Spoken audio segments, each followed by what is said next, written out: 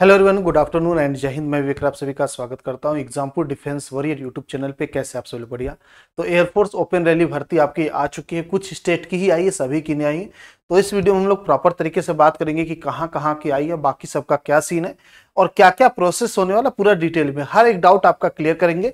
पूरी vacancy confirm है, official द्वारा कंफर्म है, बहुत ही जबरदस्त है। और ये सबसे बड़ी बात है कि परमानेंट वैकेंसी, यानी कि अग्निवीर के तहत नहीं जाओगे आप, सीधे इंडियन एयरफोर्स में ज्वाइन करोगे।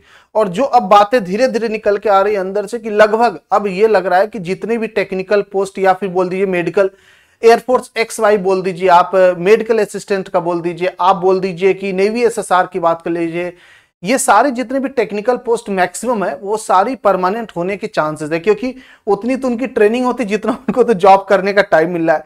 जब आप कंप्लीट ट्रेनिंग देखोगे ना, बेसिक और इंडिविजुअल वाला, तो आपका उतना ही पहुंच जाता है। ठीक है, तो कहीं ना कहीं उस पर बातचीत चल रही, जो माहौल बन रहा, आप देखते हैं इसका क्या अपडेट आता है। जब तक 100% नहीं आ जाता तब तक हम इसको एक्सेप्ट नहीं करेंगे, मतलब इसको चीज को हम नहीं बता सकते कि सबका होगा। लेकिन हाँ, ये जो वैकेंसी बेटा ये परमानेंट है, लेकिन इसकी एज लिमिट बोल दीजिए, एलिजिबिलिटी जो वो थोड़ी सी अलग है। आप जितने बच्चे एयरफोर्स XY की तैयारी करते हैं आप सभी के मुकाबले, ठीक है, तो पूरा प्रॉपर तरीके से देख लीजिएगा आप सभी लोग इस वीडियो को। सबसे पहले मैं इसी चीज पे बात करता हूं कि कहां कहां के बच्चों के लिए वैकेंसी है, टर्म एंड कंडीशन, इसके साथ चलते हैं कि हमारे पास टर्म क्या क्या दिया, यानी कि अग्निवीर है कि नहीं। क्योंकि जब वैकेंसी कोई भी आती ना, तो उसमें टर्म एंड कंडीशन पे ही लिखा रहता है कि ये वैकेंसी किसकी है। तो यहां पे क्लियरली लिखा है कि enrolment shall be an initial period 20 year, यानी 20 साल वाले के लिए, यानी कि परमानेंट वैकेंसी के लिए बुला रही है। ठीक है, 20 साल के लिए, विच में be extended up to age of 57। Okay, 57 year तक आपको एक्सटेंड किया जा सकता है। ये आपका वेरी करता है, डिपार्टमेंटल एग्जाम, प्रमोशन वगैरह वो सब इंक्लूड करके बात कर रहे हैं। तो कहीं ना कहीं आप देख सकते हैं ये परमानेंट है, आपको इसमें कुछ भी करने की जरूरत नहीं, अग्निवीर वाला नहीं है। अब इसका पूरा दे रखे कि कैसे कैसे होगा। इनिशियली आपको JBPT पे यानी ज्वाइंट बेसिक फेस ट्रेनिंग पे जाना है, फिर उसके बाद इंडिविजुअली सबको अपने हिसाब से, इंडिविजुअली जिस भी आप ट्रेड में जाओगे उसके अलग अलग फिर ब्रांचेस हो जाते हैं, फिर वहां पे आपकी ट्रेनिंग इंडिविजुअल होती है। ठीक है, तो ये आपका कहीं ना कहीं आप इसको देख लीजिए। अब इसमें बात करते हैं किसके किसके लिए ये वैकेंसी आई, कौन कौन से स्टेट वाले बच्चे इस वीडियो को देख सकते हैं या उनके लिए काम का हो सकता है। देख तो सभी लोग सकते हैं, क्योंकि अगर आपकी स्टेट का आएगा तो सेम प्रोसेस को ही फॉलो किया जाता है।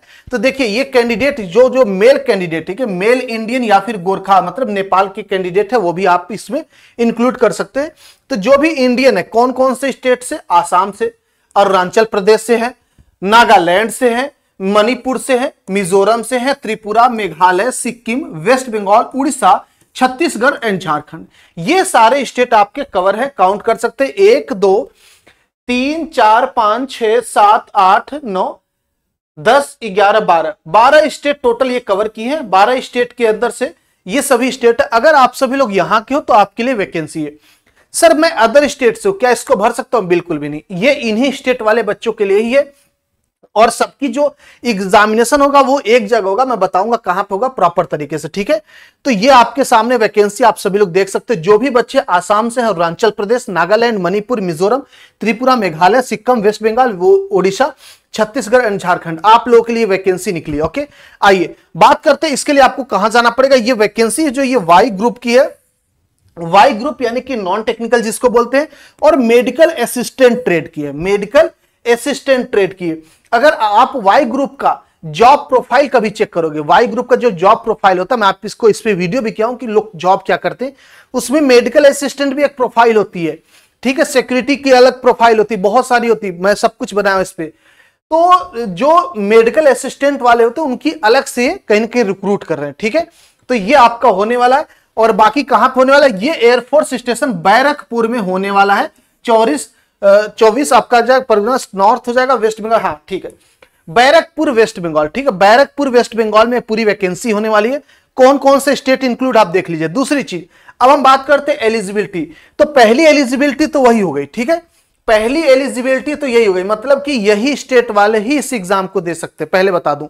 दूसरी चीज बात करेंगे डेट ऑफ बर्थ। क्या चीज? डेट ऑफ बर्थ क्या हो सकता है आपका, क्या होना चाहिए? तो सबसे पहली चीज, मैरिड और अनमैरिड दोनों के लिए। अगर आप शादीशुदा है, ठीक है, अगर आप शादीशुदा नहीं है और क्या मेडिकल असिस्टेंट के लिए जा रहे हैं, कैंडिडेट अनमैरिड आर बॉर्न 26 दिसंबर 2002 से लेकर 26 दिसंबर 2006 तक। अगर इसके बीच में डेट ऑफ बर्थ या इस डेट पे तो आप एलिजिबल हैं। मेडिकल असिस्टेंट विथ डिप्लोमा, यानी डिप्लोमा बीएससी फार्मेसी का, मतलब कि जो बीएससी किए रहते फार्मेसी में या डिप्लोमा कोई किए मेडिकल का, तो आप सभी लोग इसके लिए अलग से दे रखा है। अनमैरिड कैंडिडेट का एज लिमिट दे रखा है 26 दिसंबर 1999 से लेकर 26 दिसंबर 2004 तक। ये कौन? जो डिप्लोमा के थ्रू जाना चाह रहा है। इसकी जो एजुकेशनल क्वालिफिकेशन, अभी मैं इस पे बात करूंगा। एक्चुअली ये दो कैटेगरी में डिवाइड है, जो 12वीं पास है वो भी इसको भर सकते हैं और जो डिप्लोमा की वो भी भर सकते हैं। लेकिन जो एज लिमिट है दोनों का अलग अलग दे दिया।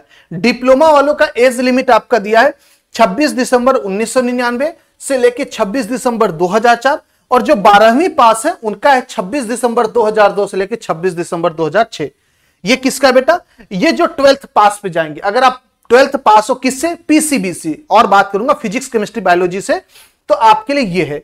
आगे बात करेंगे डिप्लोमा फार्मेसी में बीएससी किए हो तो 26 दिसंबर 1999 से लेकर 26 दिसंबर 2004, और अगर मैरिड हो आप यानी शादीशुदा हो तो आप लोग 26 दिसंबर 1999 से लेकर 26 दिसंबर 2002 तक इसको भर सकते हैं आप सभी लोग। ठीक है, फटाफट आप सभी लोग देख लेंगे। ये आपका है कहीं ना कहीं एलिजिबिलिटी। ओके, ये आपकी एलिजिबिलिटी है। आगे बात करेंगे एजुकेशनल क्वालिफिकेशन, यहां पे और क्लियर हो जाएगा।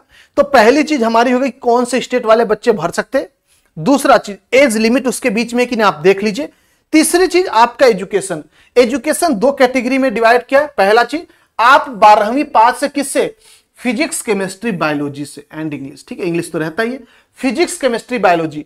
अगर आप पीसीएम से बेटा इसको नहीं भर सकते, आप कॉमर्स से आप नहीं भर सकते, आप आर्ट साइंस से नहीं भर सकते, आप सिर्फ और सिर्फ किससे भर सकते हो? सिर्फ और सिर्फ पीसीबी से भर सकते हैं, फिजिक्स केमिस्ट्री बायोलॉजी। और जो परसेंटेज मांगा है, ये इंग्लिश में आपका इंडिविजुअल 50% होना चाहिए, और फिजिक्स केमिस्ट्री बायोलॉजी के नंबर से मतलब नहीं है, लेकिन एग्रीगेट। ठीक है, एग्रीगेट पूरे आपके 12वीं का परसेंटेज वो कितना होना चाहिए? 50। याद रहे, फिजिक्स केमिस्ट्री बायोलॉजी का परसेंटेज नहीं है ये, एग्रीगेट यानी 12th का परसेंटेज है। 12th का परसेंटेज 50 से ज्यादा होना चाहिए, और इंग्लिश में 50 से ज्यादा होना चाहिए। दूसरी जो है आपके पास वोकेशनल कोर्स वगैरह, ये तो आपको पता ही है। अगला आ रहा है कैंडिडेट विथ डिप्लोमा और बीएससी इन फार्मेसी। इनका देखेंगे आप सभी लोग। इन लोगों का भी 50% एग्रीगेट मांगा आपका डिप्लोमा या फिर उसमें, और 50% मांगा इंग्लिश में। ये तो आपका तो इसका 12th तक चाहिए। ठीक है, ये 12th तक तो चाहिए, ये 12th तक है। इसके बाद भी आपका 50% फार्मेसी में है, बस क्योंकि इंग्लिश सब्जेक्ट होगा ही नहीं उसमें, अगर होगा तो रहना चाहिए, बस इतनी बात है। देख लीजिएगा आप सभी लोग। ओके, देख लीजिएगा कैंडिडेट क्या है, 50% आपका टोटल रहना चाहिए, और 50% इंग्लिश में इंडिविजुअल। और बी फार्मा या बीएससी की हो फार्मेसी में, तो आप सभी लोग क्या कर लोगे?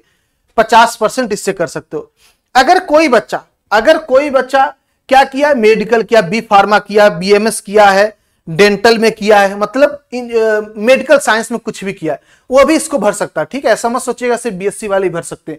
डिप्लोमा बीएससी, अगर आप कोई ग्रेजुएशन की हो अदर स्ट्रीम से, जैसे होम्योपैथिक से, आपके पास ये वाला जो होता है एनिमल वाला होता है ना, एनिमल वाले से, डेंटल वाले से, किसी से आप की हो तो आप इसको भर सकते, कोई दिक्कत। नूरानी वाले बच्चे भी भर सकते हैं इसको। ये वैकेंसी सबके लिए। ओके, तो आप देख सकते हैं एजुकेशनल क्वालिफिकेशन ये हो गई आपका। डेट ऑफ बर्थ ये कैटेगरी है जिसमें आप फॉल कर रहे हैं कि नहीं, आप एक बार देख लीजिएगा।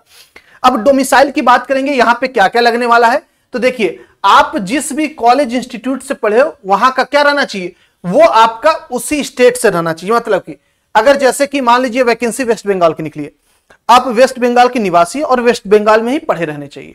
अगर आप कहीं और से पढ़े हो तो घबराने की बात नहीं, आपको एक सर्टिफिकेट बनवाना पड़ेगा, डोमिसाइल सर्टिफिकेट, और उसको अटेस्टेड कराना पड़ेगा गेजेटेड ऑफिसर से कि आप बाहर पढ़े हो, स्टैंप लगता है उनका, और उसको लेके जाना। ठीक है, यहां पे पूरा mention, the college institute from where candidate have passed the qualified examination should be within geographical administrative limits of district in Assam, Arunachal Pradesh, Nagaland, Manipur, Mizoram, Tripura, Meghalaya, Sikkim, West Bengal, Orissa और छत्तीसगढ़ एंड झारखंड। आप यहां के ही पढ़े रहने चाहिए, यहीं के रहने चाहिए। अगर मान लीजिए if the name of state district is not mention with the name of institute in certificate marksheet of qualifying examination, the candidate should put domicile certificate. आपको डोमिसाइल सर्टिफिकेट लेके जाना और कुछ भी नहीं। Issued by gazetted officer in revenue department और any other official authorized by the state government of Assam, मतलब state. ठीक है, कोई दिक्कत नहीं। Permanent domicile of district of Assam this Jharkhand who has passed the qualifying exam from anywhere in the India. Anywhere in the India produce the domicile certificate prior to commencement of examination. ठीक है, आपको क्या करना पड़ेगा, डोमिसाइल सर्टिफिकेट लगा देना पड़ेगा, साथ में आपका हो जाएगा। ठीक है, बात समझ में आई? तो यहां पे आपके पास है, वापस से बता देता हूं, आपको कुछ घबराने की जरूरत नहीं इसमें। आपको 12वीं की मार्कशीट, 10वीं की मार्कशीट है आपके पास।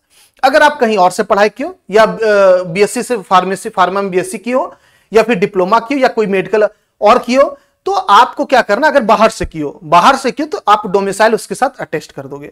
अदरवाइज कोई जरूरत नहीं, आप अपना रेजिडेंशियल प्रूफ वगैरह जो भी आगे डॉक्यूमेंट लगेगा उसको ले जाना है, साथ में अपना सर्टिफिकेट लेते जाना, मतलब मार्कशीट वगैरह। ठीक है, आगे बात करते हैं, आगे देखेंगे आप सभी लोग। अब डेट क्या क्या होने वाला आप लोग का, इसको देख लीजिएगा। 12 सितंबर से लेके 13 सितंबर, यानी 2 दिन आपको मिलेगा ग्रुप वाई मेडिकल असिस्टेंट। किसको किसको ये मिलने वाला है? आसाम, अरुणाचल प्रदेश, नागालैंड, मणिपुर, मिजोरम, त्रिपुरा, मेघालय, सिक्किम, वेस्ट बंगाल। ओके, 15 से 16, 15 और 16 सितंबर को डेट मिली है किसको किसको? Already Orissa, Chhattisgarh and Jharkhand. आगे बात करेंगे 18 से 19 सितंबर को क्या होने वाला है? All the state district, Arunachal Pradesh, Nagaland, Manipur, Mizoram, West Bengal, Jharkhand. ठीक है, सबको। और क्या? Physical fitness, medical appointment, okay, for diploma. हाँ, देख लीजिएगा, जो 12 से 13 सितंबर है आप लोगों को जाना जो 12th पास है। ठीक है, 15 से 16 वाले में जाना है इन लोगों को जो 12th पास है। 18 से 19 में जाना जो medical assistant for candidate holding BSc और डिप्लोमा, यानी जो डिप्लोमा वाले बच्चे, बीएससी वाले, फार्मेसी वाले, आप लोग सिर्फ 18 और 19 को जाओगे, चाहे किसी भी स्टेट से हो। आप किसी भी स्टेट से बेटा 18 19 को जाओगे। अगर आप 12वीं पास हो, पीसीबी वाले हो, तो आप लोग 12 और 13 जाओगे इस स्टेट वाले, और 15 और 16 तारीख को जाओगे ये वाले। अब इसका पूरा बता दे रहा हूं, यहां पे क्या होने वाला, जो सिलेक्शन का प्रोसेस होगा ना, वो सब कुछ एक ही दिन होगा, मेडिकल को छोड़ के बस सब कुछ एक ही दिन होगा। आपको सबसे पहले फिजिकल फिटनेस टेस्ट होगा, यानी आपको दौड़ाया जाएगा, आपका फिजिकल टेस्ट किया जाएगा, फिर उसी दिन आपका रिटन होगा। और रिटन का जो सिलेबस होता है वो वाई ग्रुप का होता है, बताऊंगा आपको भी। ठीक है, इसके बाद आपका एडेप्टेबिलिटी टेस्ट, जिसको हम लोग जीडी वगैरह बोलते हैं, ठीक है, इंटरव्यू टाइप का होता है। और मेडिकल को आपको दिन मिल जाएगा, उसका चिंता ना करिए, सरकारी अस्पताल में जाके करवाना होता है इन्हीं के पास। ठीक है, तो ये आपको ये अगले दिन हो जाएगा, अगले दिन नहीं मतलब थोड़ा टाइम के बाद, लेकिन हाँ ये सब एक ही दिन में होता है, ये सब एक ही दिन में होता है, सुबह से स्टार्ट होता है बाकी शाम तक। अब इसके लिए आपको कोई फॉर्म नहीं भरना है, जैसे आपको ये डेट मिला ना, इसी दिन ना आपको अपना डॉक्यूमेंट लेके पहुंच जाना सेंटर पे, इसके लिए कोई फॉर्म नहीं भरना। बस ध्यान रहे आपको क्या करना है, अभी एक आगे फॉर्म आएगा उसको भरना है, साथ में रखे रहना है। आपको कुछ फोटोग्राफ लेके जाना होगा, अभी बताऊंगा आगे। डॉक्यूमेंट ओरिजिनल सब कुछ लेके जाना, क्योंकि वहां वेरीफाई भी होता, उसी वक्त चेक करते, उसी हिसाब से आपको आगे कंक्लूड करते। ठीक है, तो ये आपका हो गया। अब देखेंगे क्या क्या एग्जाम सेंटर ले जाना, इसको देख लीजिएगा। ठीक है, सबसे पहला चीज आपको HB का पेंसिल ले जाना, eraser, sharpener, glue stick, stapler and black blue point pen for writing. देखिए उस दिन क्या होगा, आपका सब कुछ होगा, आपका फॉर्म भरा जाएगा, आपका रिटन टेस्ट होगा, आपका फोटो वगैरह लगेगा, मतलब हर एक चीज यूज होगा। तो ये सारी चीज आपको ले जानी, जहां फोटो चिपकाना होगा, कहीं स्टेपलर लगना होगा, 2-3 डॉक्यूमेंट एक साथ लेके जाना है तो स्टेपलर आप करोगे, ये सारी चीजें आपको ले जानी है। 10 unattested recent photo not older than या फिर बिफोर 6 मंथ, 6 महीना पुराना कोई फोटो नहीं रहना चाहिए। आपको 10 फोटो ले जाना है बिना अटेस्टेड, यानी उस पर साइन हुई नहीं रहना चाहिए, एकदम अच्छा फोटो, क्लियर कट। ओके, कितने? 10 लेके जाने। कितने ले जाने? 10 लेके जाने, ध्यान रहे। और ये 6 महीना से पुराना नहीं होना चाहिए, उसके पहले का ही होना चाहिए, यानी कि ज्यादा पुराना नहीं चाहिए, नया चाहिए। दूसरी चीज, आपका दाढ़ी वगैरह साफ रहना चाहिए, कैप वगैरह नहीं पहनना उस फोटो में, क्लियर कट। और स्लेट वाला ही फोटो रहना चाहिए, स्लेट वाला ही फोटो रहना चाहिए, ध्यान रखेंगे। 10 फोटो लगेगा तो सभी लोग खिंचवा लेना। और स्लेट वाला फोटो मतलब उस फोटो पे आपका नाम और डेट ऑफ पिक्चर, यानी किस दिन आपने फोटो खिंचवाया, वो मेंशन रहता है। ठीक है, कैपिटल लेटर में।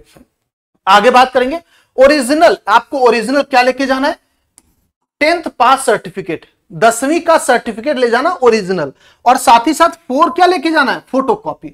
सेल्फ अटेस्टेड लेके जाना, आप वैसे लेके जाना, वहां अटेस्टेड कर देना। अटेस्टेड का मतलब कुछ और नहीं था, बस उस पर साइन करवाते वो, ठीक है, कि आप ये डॉक्यूमेंट जमा कर रहे हो, फोटो कॉपी वाला, ओरिजिनल नहीं। ओके, तो आपको ओरिजिनल लेके जाना और 4 फोटो कॉपी लेके जाना है, 4 की जगह आप 6 कर लेना।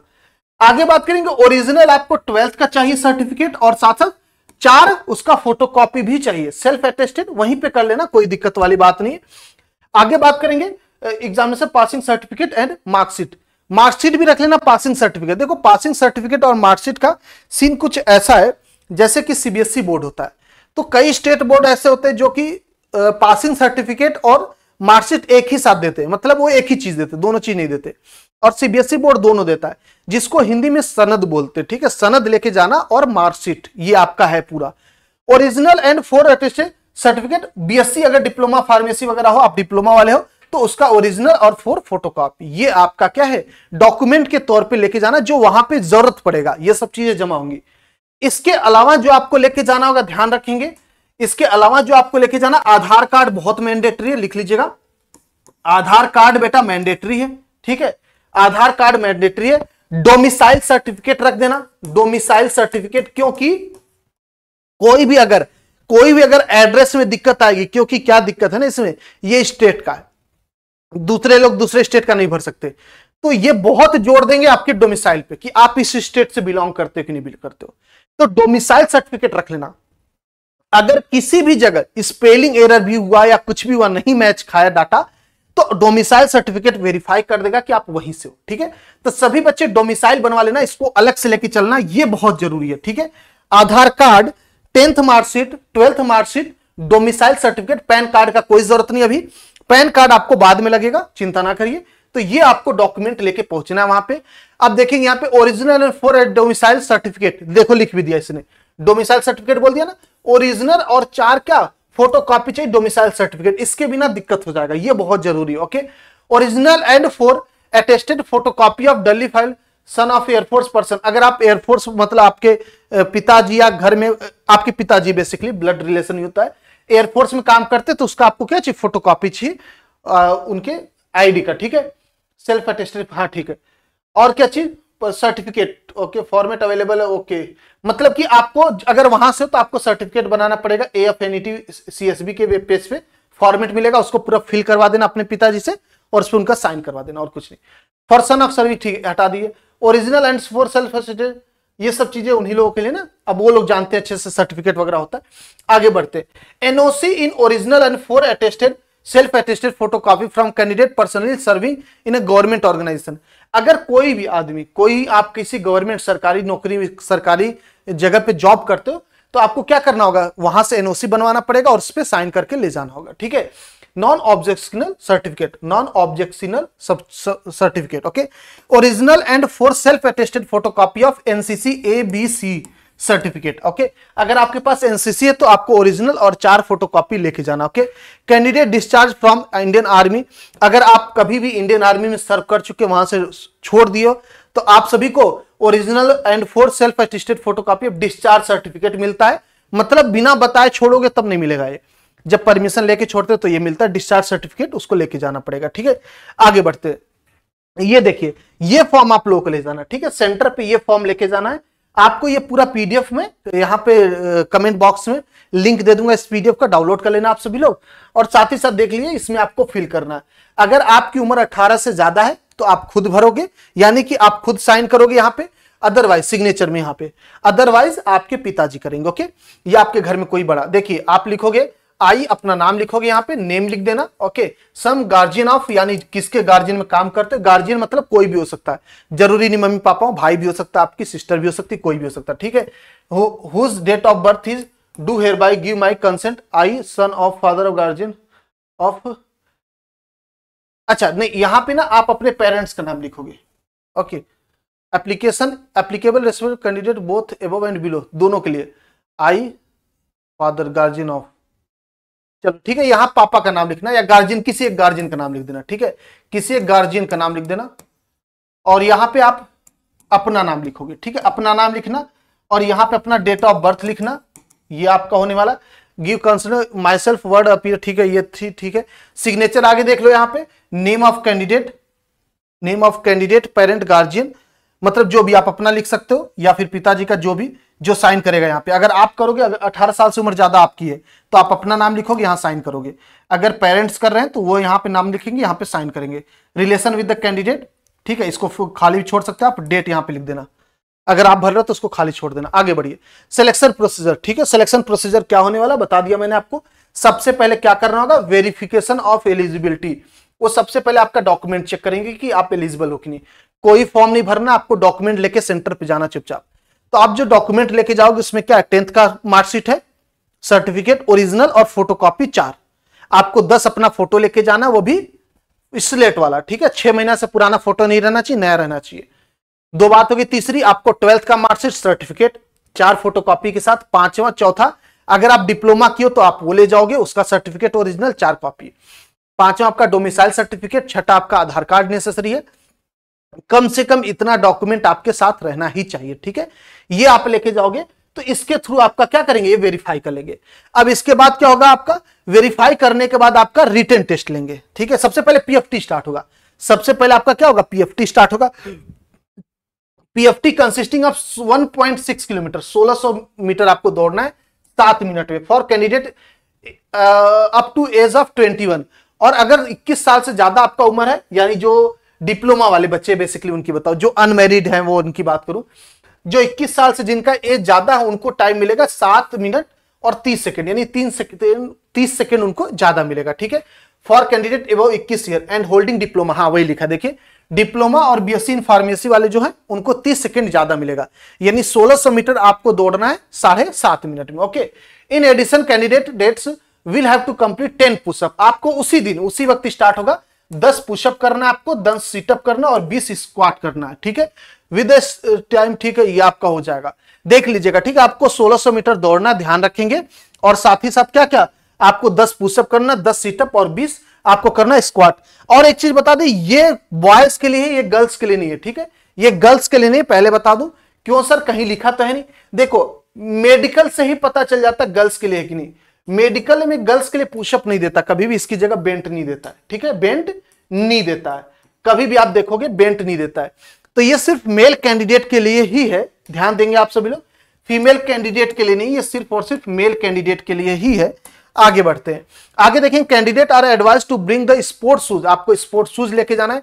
अब रिटन टेस्ट होगा। रिटन टेस्ट में ध्यान देंगे आप सभी का, 2 पेपर होता है, ठीक है, 2 पेपर होता है। एक आपका होता है इंग्लिश और एक होता है जीएटी। जीएटी के अंदर 3 सब्जेक्ट होते हैं, जीके, अरिथमेटिक, मैथ और क्या चीज, जीएटी कहां बोला, रागा, सॉरी मैं एनडीए का याद आ रागा, ठीक है, रागा। रागा में क्या होता है, रीजनिंग होता है, एरिथमेटिक मैथ होता है और जीके यानी जनरल अवेयरनेस, ठीक है। ये आपका 20 नंबर फिक्स है और यहां से 30 नंबर आते हैं। टोटल 50 नंबर का पेपर होता है। 45 मिनट आपको मिलेंगे, 45 मिनट मिलेंगे आपके पास, 45 मिनट मिलेंगे। ऑफलाइन पेपर होगा, क्या होगा, ऑफलाइन होगा, यानी कि ओएमआर सीट पे आपका होगा। निगेटिव मार्किंग है, बिल्कुल है, निगेटिव मार्किंग बिल्कुल है। 1 नंबर 1 क्वेश्चन का और 1/4 यानी कि 0.25 आपका निगेटिव मार्किंग होने वाला है, ठीक है, ध्यान दीजिएगा। 0.25 आपका निगेटिव मार्किंग होने वाला है। नहीं करोगे तो 0 मिलेगा और सही करने पे 1 नंबर मिलने वाला है। तो ये आपके पास है, देख लीजिएगा। 50 क्वेश्चन जो वाई ग्रुप में आता है ना, सेम टू सेम वही होने वाला, कुछ अलग नहीं होने वाला। ये आपको पता होना चाहिए सिलेबस, ठीक है। ये रिटन का सिलेबस है, इस पे क्लासेस हमारी चल रही, वापस से प्रॉपर तरीके से आपको करवा देंगे कंप्लीट। दूसरा जो फेज आएगा एडिप्टेबिलिटी टेस्ट, ठीक है। ये तीसरा फेज, पहला क्या हो गया हमारा फिजिकल, आपको 1600 मीटर दौड़ना है 7 मिनट में। किसको, जो 21 साल से कम उम्र के बच्चे हैं, 21 साल तक। जो 21 साल से ज्यादा, जो डिप्लोमा बी फार्मा वाले हैं या फिर बीएससी फार्मेसी वाले हैं, आप सभी को मिलेगा 7.5 मिनट 1600 मीटर दौड़ने के लिए। फिर पुशअप करना, आपको सीटअप करना है, और क्या करना है, पुशअप करना है, सीटअप करना है, और उसको क्या बोलते हैं, पुशअप करना है, सीटअप करना और स्क्वाट्स करना, मैं भूल ठीक है।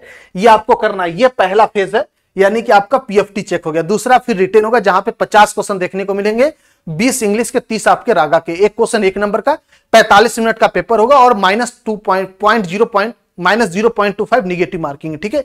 ये आपका है। आगे बात करेंगे थर्ड जो फेज होने वाला, ये एडेप्टेबिलिटी टेस्ट, ठीक है।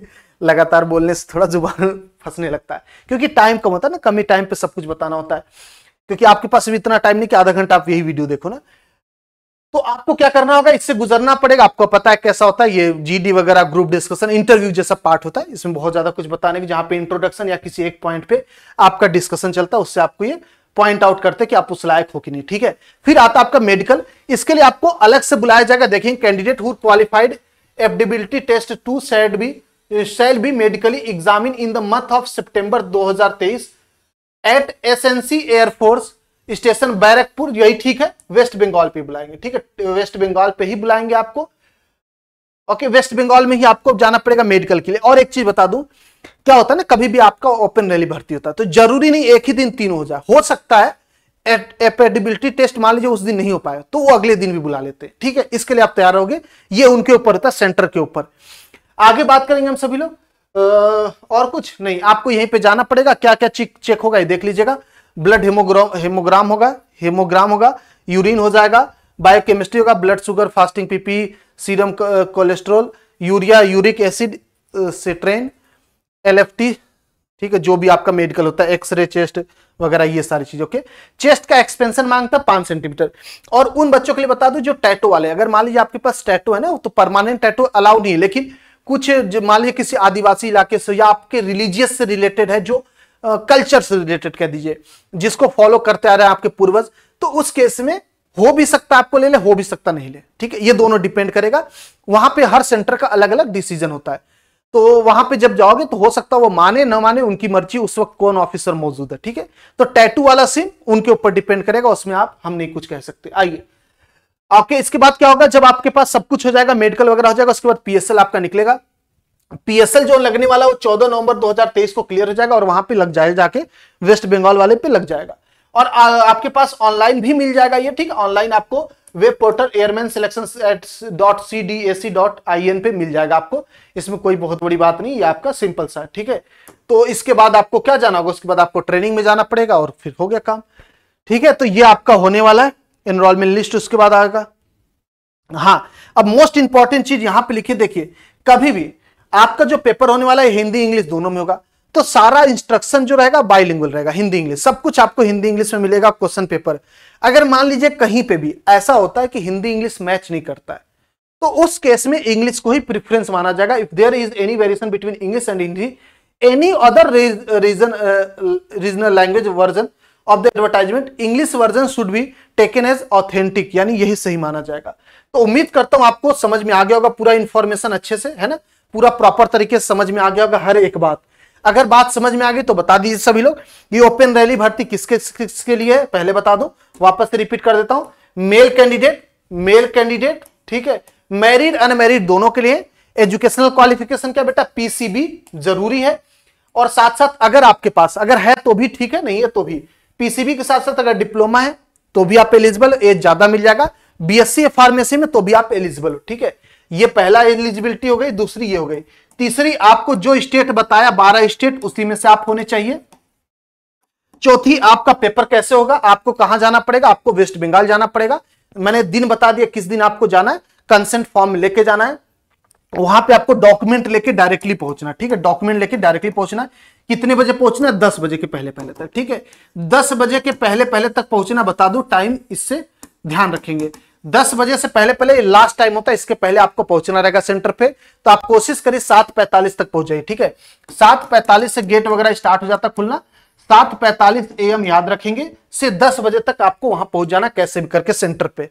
फिर उसके बाद आपको जो डॉक्यूमेंट ले गए होंगे उसको वेरीफाई करेंगे वो, और फिर आपका सिलेक्शन प्रोसीजर स्टार्ट होगा। सबसे पहले आपका पीएफटी होगा, उसके बाद आपका रिटन होगा, उसके बाद आपका क्या होगा, मेडिकल होगा। अगर टाइम रहा तो उसी दिन होगा, नहीं तो मेडिकल अगले दिन क्या बोलते हैं, इसके बाद जीडी वगैरह होगा ना, एप्टेबिलिटी टेस्ट जिसको बोलते हैं, जीडी वगैरह होगा। ये हो सकता है उसी दिन हो या अगले दिन, ये थोड़ा सा वेरी करेगा क्योंकि टाइम रहता तब होता है। और इसके बाद आपका मेडिकल होता है, उसके लिए अलग दिन बुलाते हैं, और फिर उसके बाद आपका एनरोलमेंट लिस्ट निकल जाता है, ठीक है। ये आपका है पूरा ओवरऑल, देखेंगे इसमें डॉक्यूमेंट क्या क्या ले जाना है, सब कुछ मैंने आपको बता दिया, देख लीजिएगा एक बार। अगर इंफॉर्मेशन अच्छा लगा तो बता देंगे। और साथ ही साथ मान लीजिए आप इस स्टेट से बिलोंग नहीं करते या फिर बिलोंग करते हो, आप अगले एयरफोर्स का फॉर्म भर चुके हो 01/2024 का, और उसकी तैयारी करना चाह रहे हो, तो मैं आपको बता दूं 01/2024 के लिए हमारा एक बैच चल रहा है, ठीक है। हमारा एक बैच चल रहा है, ब्रह्मोस बैच। क्या चल रहा है, ब्रह्मोस बैच। आप सभी लोग उससे जुड़ सकते हो, बहुत ही जबरदस्त बैच चला। एग्जामपुर ऑफिशियल ऐप पे डिस्क्रिप्शन में लिंक मिलेगा, उससे आप जुड़ जाइए। 999 का पढ़ने वाला वो कोर्स आप सभी लोग ले लीजिएगा। मैं पोस्टर लगा रहा हूं, आप सभी लोग उसको देख सकते हैं। पोस्टर लगा रहा हूं, आप सभी लोग इसको देख सकते हैं, यही आपका है। यहां पे 3 कोर्सेज अभी हमारे रनिंग में, ठीक है, 3 कोर्सेज है, कौन कौन से? एनडीए है जो कि मिशन खड़कवासला दिख रहा है आपको, और एक इंडियन कोस्ट गार्ड का जो कि रक्षक बैच दिख रहा है, ये जीडी और डीबी कोस्ट गार्ड की है, और एयरफोर्स XY ब्रह्मोस बैच 999 का पढ़ने वाला ब्रह्मोस बैच। और ये आपको मिलेगा कोड लगाने पे डिफेंस 60 एग्जामपुर ऑफिशियल ऐप पे। कोई भी क्वेरी है तो नीचे नंबर एक फ्लैश और आप देख सकते हो, जो कि व्हाट्सएप नंबर है 8448116245, यानी वापस से लिख लेंगे व्हाट्सएप नंबर 8448116245, ये व्हाट्सएप नंबर, इस पे आप व्हाट्सएप कर सकते हो कोर्स से रिलेटेड कोई भी क्वेरी है। तो उम्मीद करता हूं इंफॉर्मेशन आपको बढ़िया लगा। अगर बढ़िया लगा तो कमेंट करके जरूर बताएंगे, और कोई भी अपडेट रहेगा जरूर लेकर आएंगे। और अगर कोई भी डाउट आपका रह गया इसमें तो एक बार कमेंट करके पूछ लेना, मैं बता दूंगा। ओके, मिलते हैं। जय हिंद, जय भारत, थैंक यू।